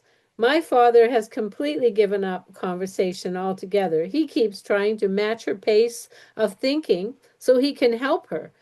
He wants me to do the same, but I don't even try. My father thinks that's because I'm lazy. But I love my granddaughter very much, and I simply trust that she is doing everything correctly. And if she asks me to do something, I'm delighted to do it. That's why I came here to talk to you. But how then does Anastasia manage to talk with me for 3 whole days? Because he was hearing Anastasia's voice inside of him for those 3 days. Well, grandfather says we wondered too, but for such a long time. After all, constantly making that kind of an adjustment would drive one crazy. It was just recently that we discovered the answer. You see, when she was talking with you, she did not slow her thinking down. On the contrary, she made it work even faster. She accelerated it and transformed it into images. Now, like your computer programs, these images will play themselves out for you and for anyone who reads the book. They will expand and accelerate the pace of human thinking, leaps and bounds, bringing it closer to God. When we realized that, we concluded that in thinking up such a thing, she had created a new law in the universe. But now it's clear that she was simply using the opportunity afforded by pure and sincere love, which we hadn't known about before. Love, after all, has remained one of the Creator's grand mysteries. And look how she has now opened up one of its great opportunities and powers. And Vladimir says, and does the pace of her thinking allow her to see God? Grandfather says, hardly. After all, she lives in the flesh too. God is in the flesh as well, but only partly, and his flesh is all of the people of the earth. As one small particle of this flesh, Anastasia occasionally grasps something. It is possible that when her thinking reaches such incredible speed, she feels him more than others do, but this happens with her only for short periods of time. And what does it give her? He says, in a matter of seconds, she is able to comprehend the truths, the essences of being, the conscious awareness that the wisest people of your world have spent a lifetime perfecting and sharing with each other. And that means she has the knowledge of our Oriental lamas and the wisdom of the Buddhas and the Christ, and knows yoga too. He says that she does. She knows more than is said in all the treasures passed down in your world today, but she still considers them to be insufficient, since there is no universal harmony among those living on the earth today, and the march towards global disaster continues. And Vladimir says, this is why she is working out her, grandfather says, this is why she is working out her incredible combinations. Enough of teaching people dogmas. Enough of tempting them with Adam and Eve's apple. They must be enabled to feel, really feel, and that's what we were talking about at the beginning of this, what man once felt, what he was capable, and who he was. So, Vladimir said, what you're trying to tell me is that she has a real possibility of doing something good for all mankind. If that's so, then when will it begin, this good? It has already begun, grandfather says, just little sprouts here and there, but that it is only for the time being. Okay, so anyway, I just thought we would finish by in that chapter. We would just finish by see right now grandfather and Vladimir are sitting on a bench.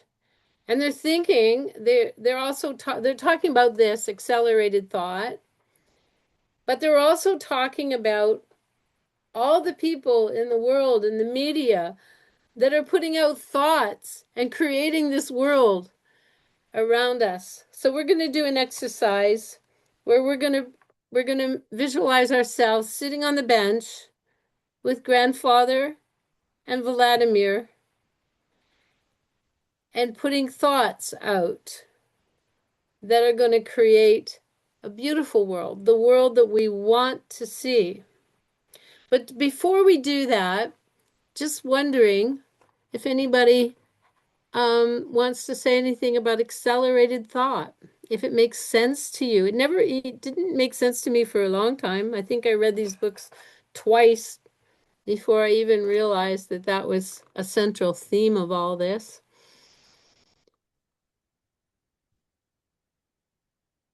I'd like to say a little something about accelerated thought, if it's okay. Yeah, go on, go ahead. First of all, I think everybody's on target, and I'm really grateful for the different opinions and of everybody. The world that we are co-creating, we're doing that automatically when we're asleep as well as when we're awake. I think the being conscious and doing it automatic is probably a higher level. It would be closer to Heavenly Father. He's he, she, it. He is conscious of that creation. We are in a co-creative, but I'm a little uncomfortable with the co because that seems to put us in a subordinate position with the Father. And he is Sky Daddy. He is the big dude, and we're his kids, and we have no need to be in a subordinate position, in my opinion. And so instead of being a co-creator, which is okay, but we are creators. And hopefully we're being creative or conscious while we're doing this. By being on this Zoom right now, we are attempting to be conscious or to coming to somewhat a collective, maybe. That might be a little presumptuous of me. But on the other hand, that's the only way that we are actually going to make a difference because the world is in a collective. They are doing things that are an antithesis of a peaceful, so-called sinful world.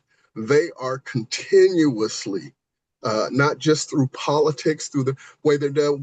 I hear you guys talking about, some of you talking about uh, bringing more consciousness in here, but doing it in a non-emotional or doing it using sexuality, but not having any carnal desires.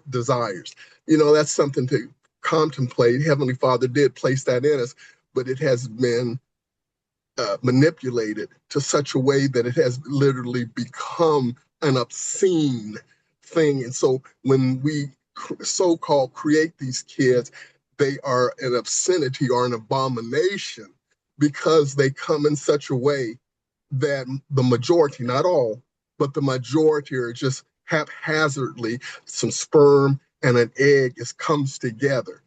But I believe that if we can come together intentionally, then we can accelerate this world back to its original nature. And with that, I'll be quiet. Oh, please don't be quiet. We love hearing from you, Nate. We haven't heard from you for a while. Thank you. I'm just going to hear from Bart in a minute, but I just wanted to let that sit and think about that for a minute. So do you think that a lot of people are unconsciously creating things in their dreams with their thoughts? Like if they're not. That's just happening naturally. That's what I was attempting to say. Probably said it in a goofy, being the hillbilly that I am, hillbilly way. But at the same time, all of us in a dream state, sleep state, uh, so-called semi-conscious state, whatever, we're all creating this so-called simulation that's going Yeah. on so many in so many ways. Yeah. It's not just because you and I are talking right now, but you and I are talking and you and I are not talking on many different levels. That's the way why Heavenly Father is able to experience everything at one time. And it's like we're a part of that, but we're also that. But that's a whole different story. Yeah. um, but Yeah. so people are what we call people, individuals, which is what what you ask, and that are, is it happening in a non-conscious or semi-conscious way? And in my understanding, from what I've been taught, it's happening anyways. We're trying to just being here, what is it, about 11, 13 people on this call. We're trying, some of us, not everybody on this call, but we're trying to sync up instead of it just being a haphazard Yeah. whatever. We're trying to sync so that we can bring love. The so-called love is the glue that actually holds the universe together. And we're trying to sync so that we can start to this so-called accelerated consciousness, we can bring it together. Now each one teach one, each one does its part, do our part, to do that. And some people will do it by living in an apartment and growing an apple, growing some tomatoes on the terrace. Other people will do it living on a half an acre, and other people will do it you doing a 2.5 acres. Some people will do it on 200 acres. But we're all doing our part. Some people will never get to a King's domain in this lifetime, but they can also direct younger people to do it. So we're all doing our part, but Hmm. consciously or unconsciously, we are participating. Hopefully, the group that you guys have so wonderfully put together, we can start to come together in love and harmony. Hopefully, Mm. and Thank you. I probably went too far, but there you No, go. no, thank you. Do you think that love itself, when we feel love, do you think that's accelerated thought? The so-called feel love, that's a feminine concept. Females are into the feelings, and of course you can see the world has gone gynocentric, and it's out of whack. But that so-called feeling, those are fake. Real love not only is logical, but at the same time it's true, and not just that feeling, to love do us part. Okay, I'm bored now. I'm ready to move on. I don't love you anymore. Blah, blah, blah. The feeling thing is a lie. Mm. Realness and love are two different things. Yeah, I think there's human love and then there's godly love, which creates a vibration that or something. You're There's 100% right. human love that gets really dramatic and it's not really It's a love it's a fake it's with a everything fake else. love. It's a Yeah. demonic fake love. But people, that's Mm. what they go for. I feel love today. I'm bored tomorrow. That's Yeah. not that's not Yeah, that's godly not love. love. Right.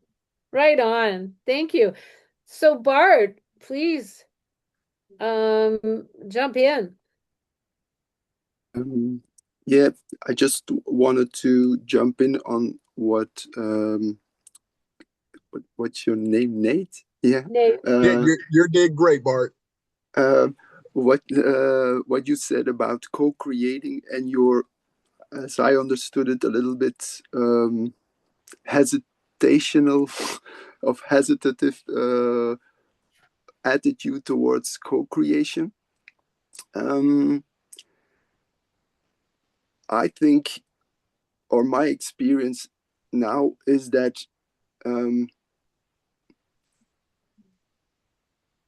it's not has nothing to do with subordinate or being lower than our father, in my experience, because we need each other. The poor lad, our father, he can't do anything without us. So if he's just waiting all the time for us to come to our king's domain and to be there, and to co-create with him. So if one of us is pretty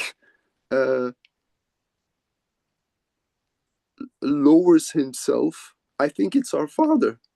We're the one who have to do it.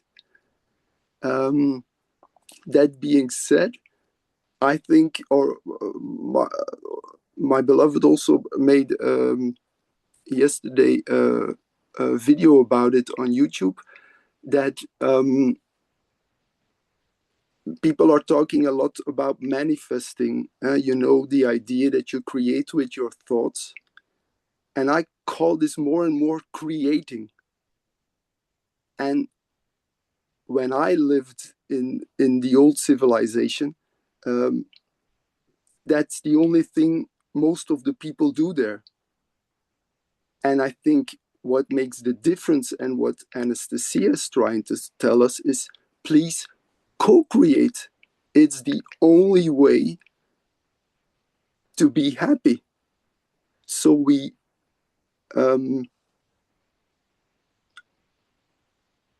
if I, for example, I co-created my way into this king's domain with him, with our father. When I lived in the old civilization 5 years ago, I had 1 year that I was co-creating with him every day, 2 hours under a red beech tree.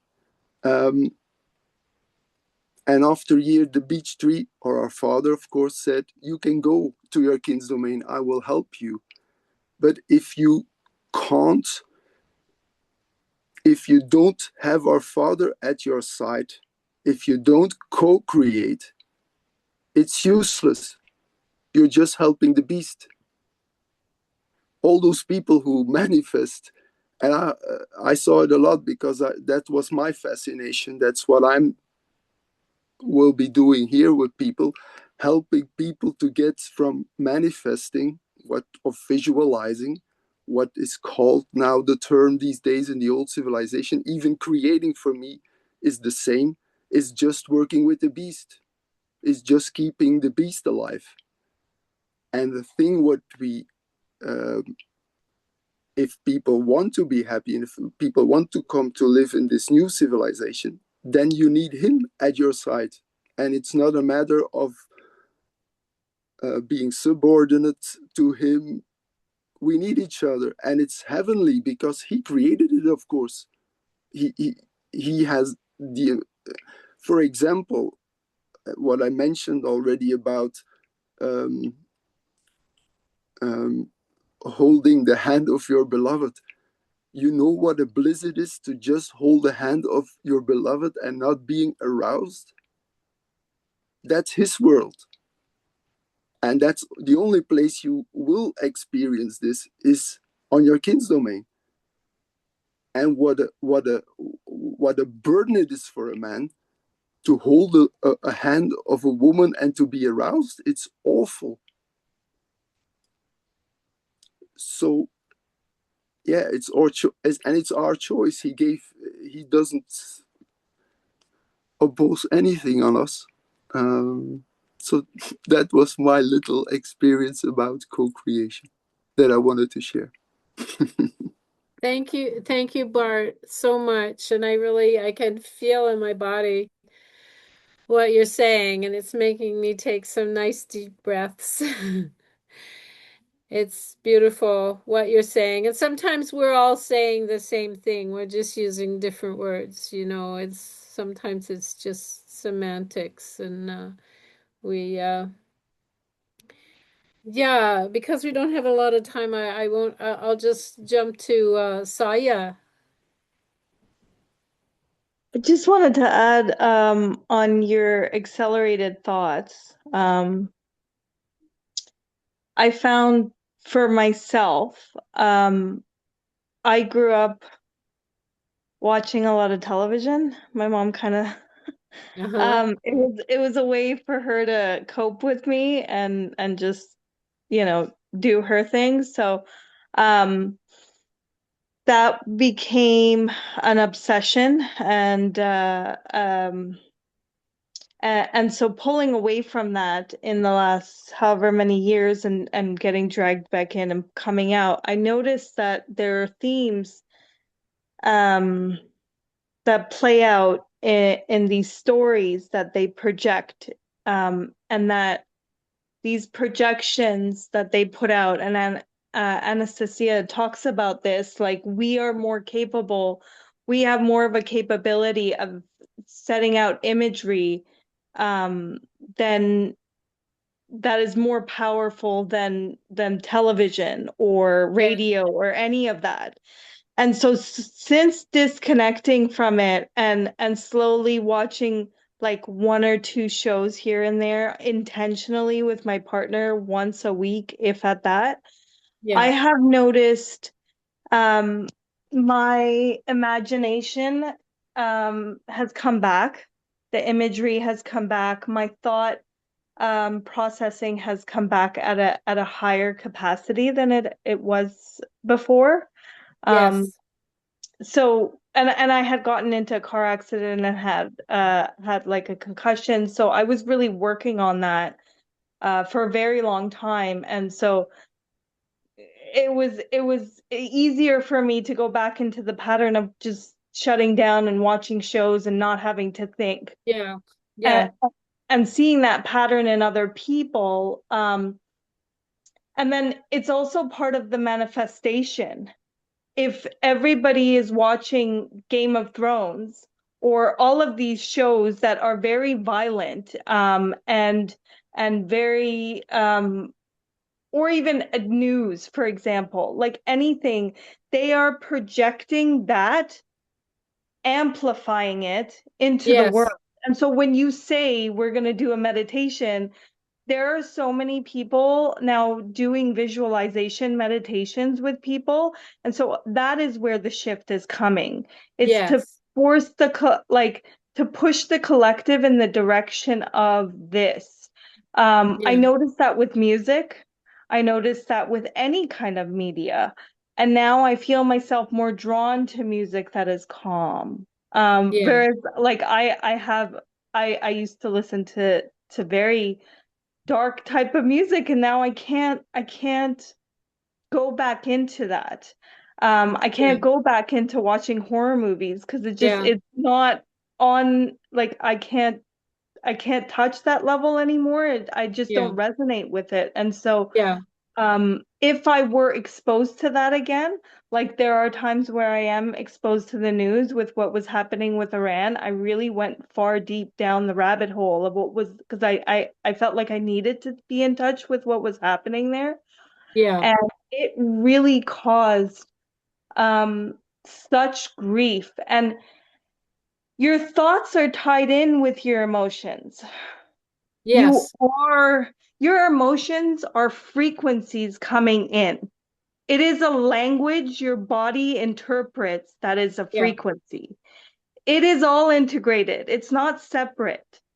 So for you to be emotionally attached to whatever it is that you're taking in, it amplifies it. And so when Yeah. we have love um, with these meditations, with anything that we set our intentions on, that is magnitudes higher than the fear and everything else that they're projecting out and wanting more people to project out. So Yeah. that's just what I wanted to share. Thank you. Yeah, thank you. Well, I can't emphasize it enough that, one of the first steps towards, I think, right now, spirituality and really getting into the mindset and that we're talking about, becoming the creator beings that we are, is not watching TV. It shuts down the frontal lobe, is what I understand, and it you know you can watch a little bit and try to balance your life with it, maybe like once a month or something like that, and it's kind of entertaining, but also keep that conscious part of you alive when you're doing it, because some of it is the messages that the dark forces want us to hear and want us to normalize this kind of thought, right? Yeah. humans are learning about thought right now, like what is thought and what how effective is thought, and this is what it's taken. This is what it takes for us to learn how powerful we are. I think is having that pressure, that pressure of the dark forces giving us absolutely every vile thought you can imagine by media and television. And so there's some point at which we, the individual, has to say enough. You know, this is affecting me, right? And now we're discovering how it's affecting us, what we can do instead, and our true selves of what we are, because the dark forces are very aggressive. Well, And sorry, I just want to put in there that, they are realizing that it is affecting the gray matter in our brain, especially these younger kids that have grown up with technology, even if it's not TV, it's social media, and they're analyzing um, exposure periods of times from kids that have and kids that haven't had exposure. And they're noticing a significant decrease in gray matter in these children that are exposed not just to social media, but they've also analyzed it with AI. When these kids are working solely with AI in yeah, their schoolwork, they're not using their brains. And so their thoughts are being implanted. And there are theories that say that with Wi-Fi, they can see inside your house, but they can also, there is a theory that they can implant thoughts into your brain, which yeah, yeah, is something yeah. that I don't know 100% on, but I just wanted to throw it out there and just get the conversation I started know on it. what you're talking about, and I know it's treacherous what's happening right now, and I think it's a very, very important subject, and it would probably take us hours, and probably all of us would have something to contribute to that. I know that Palantir right now Yes. is is in a court case being accused of intrusion of consciousness on humanity. So, Oh, I didn't know so that that was a court case that was happening. That's yeah, there's very, a court case happening right now. That's how intense this all is right now. So this is a confrontation, and this is, you know, it's big. It's big time. So anyway, but because we've run over time, we'll do a short meditation anyway. And thank you everybody for your contributions. My God, we could talk for hours and hours. And Saya, I hope I didn't cut you off too much because thank you for opening up that subject. Um, so okay, let's just close our eyes. And we're imagining ourselves. Whenever you're using your imagination, you are using your third eye. You are actually using your third eye. Imagine yourself on the bench in Russia. Vladimir is on one side of you, grandfather's on the other, and they're having their wonderful conversations. And Vladimir is learning from grandfather about how we are creating this world and how the people around us, conscious and unconscious, are creating this world. And like Nate says, creating on all planes. Many planes of existence are affecting us. We are multi-dimensional creatures. And just take a few nice deep breaths and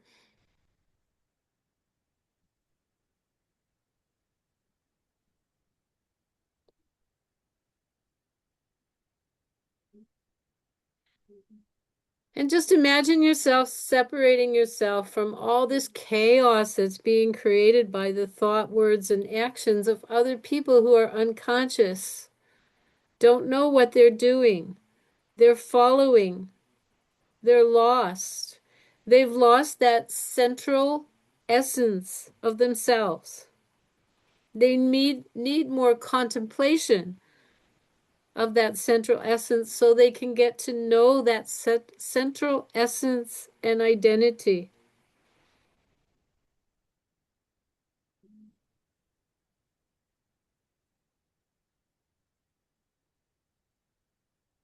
And with that central essence of yourself, that knowing yourself, who you are, who are you?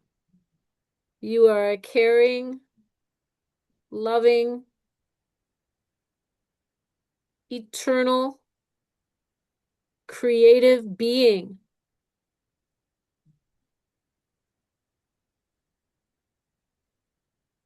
And just allow yourself to think some beautiful thoughts of how things can be around you, locally to yourself. Let's say locally.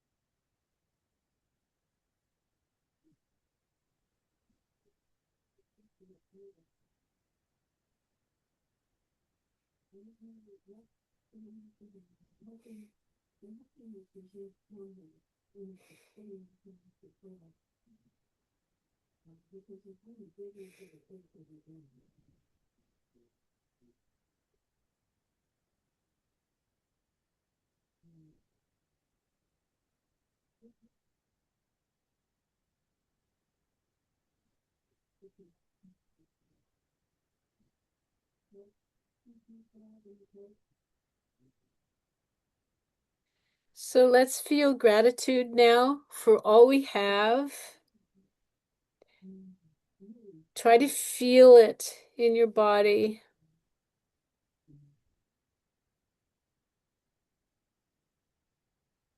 And gratitude for each other.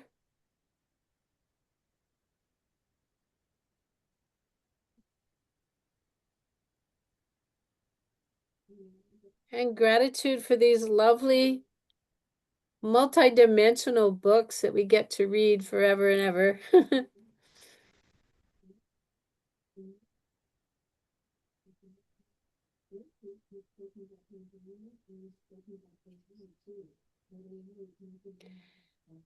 And let's imagine the sun.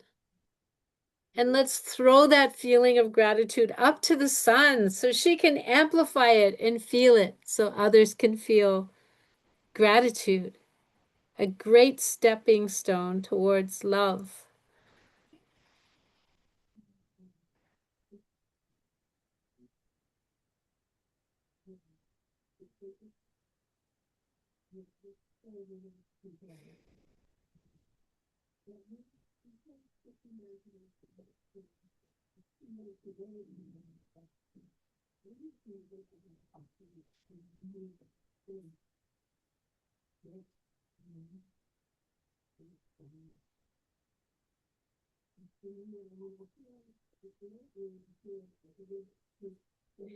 And let's say a silent prayer before we leave to just ask Source God if Source God will guide us more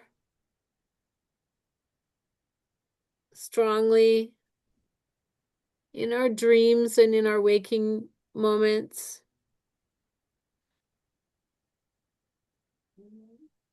And that we develop the capacity to recognize when God is talking to us through synchronicities and metaphor and joy and humor and all the ways that God talks to us every single day, numerology sometimes, or many ways, telling us we're on the right path. Keep going, keep going, keep going.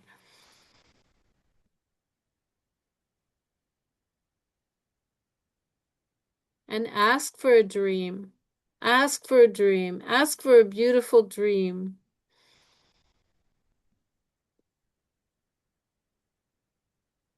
God is just waiting all the time, waiting for you to ask.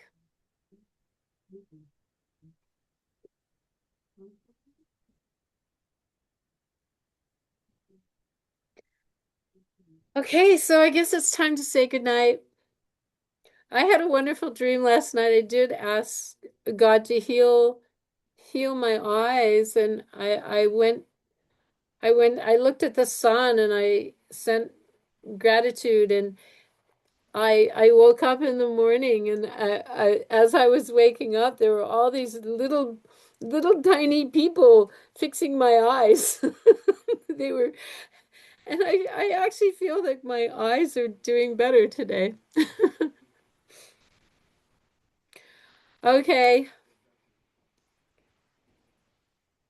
So wonderful to see everybody and hear from everybody. Thank you so much. If you want to, if you're not on our email list, you could put it in the and you want to be on our email list, because I always send the Zoom links and the subject matter of what we're talking about. Put it in the chat. That would be great. And we're going to meet the first Sunday of August, which is August the 2nd. I look forward to seeing you, hearing you, learning from you, learning from each other. Thank you so much. Thank you. Bye. Thank Bye. you. Bye. Thanks, everybody. Thank you. Thank you, Ken. Thank you. Thank you. Bye. Bye.